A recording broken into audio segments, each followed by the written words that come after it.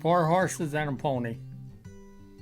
In the mornings, they would be harnessed up for whatever the duties might be. One of the first jobs I remember would be my grandpa Paskey would be planting corn, for instance, and I'd get a ride along in his lap, and I will never, ever forget as long as I live that click, click, click of the corn planter. You had to plow the ground and disc the ground and haul the corn in or haul the grain in and cut the oats with a grain binder and shock it, and everything was done the hard way. My older brother would do a lot of the hay mowing with a team of horses, and we'd pull hay in with a team of horses, pull the hay up in the hay mow with a team of horses. Kept them in a barn, had regular horse stalls, and every horse, the main big team would get 6 ears of corn, and the smaller team would get 4 ears of corn and all the hay they could eat. It was terrible hot weather back in like 1934. I mean, just terrible hot. And the horses were just sweating. They were cutting rye or wheat or oats or whatever it was. So my brother, he got this old tractor that 1 speed forward, 1 speed, just forward and reverse.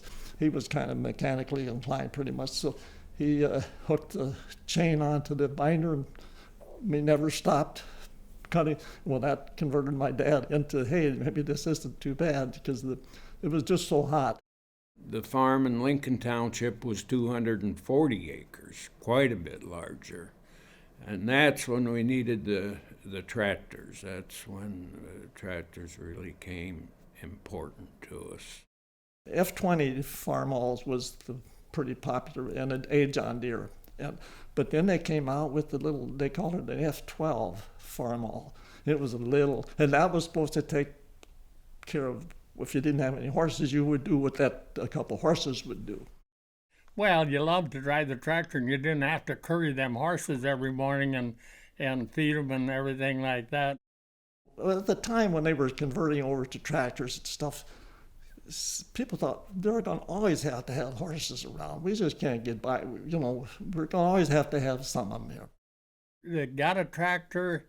The first one was in 32, and it was a real old one. And then we got a new Alice Challoner tractor in 1936. And the cost of that tractor at that time was $650 with the 2-bottom plow. And we still planted corn with horses up till about 48 or 9, and I'd have been 10. And maybe mowed hay and did some wagon pulling, and then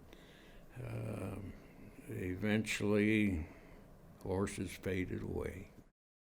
Years ago, they had a tractor they called the 1020, McCormick Deering 1020. It was 10 horsepower on something and 20 on something else. And he would be plowing, and they'd have a furrow there, and the tractor would be following the furrow, and he'd be out walking because it was so cold. He'd be walking alongside of it.